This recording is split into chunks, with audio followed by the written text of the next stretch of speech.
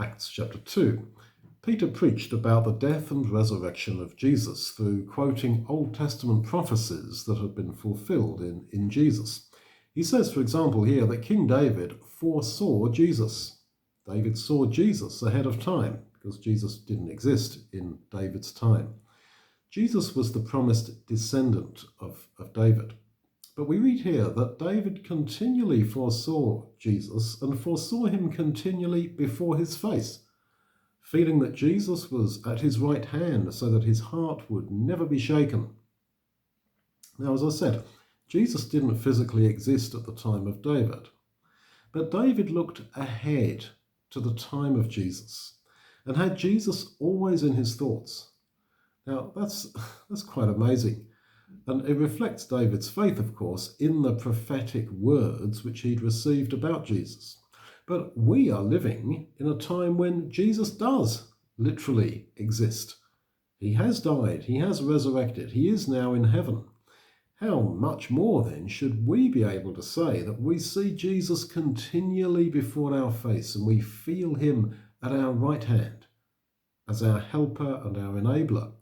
This is what it is to be a Christian, to have a mind that is continually focused on Jesus and feels his presence.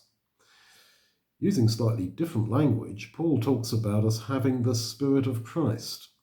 This is what it looks like in practice then, to have a continual awareness of Jesus in our lives and our hearts, to feel his presence.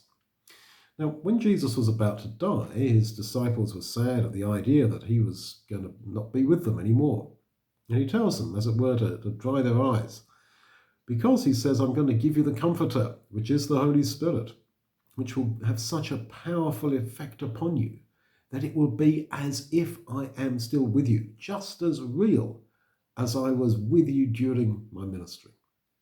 So it's not simply a case of trying to keep dragging our minds back to think about Jesus. Sure, we must make that conscious effort, but to be a Christian means to be open to the Spirit of Christ, to receiving that sense of his presence, which he will place within us. And then, as David said, we will never be moved, never ultimately be panicked, even in the face of death itself, because he really is with us and will be with us forever.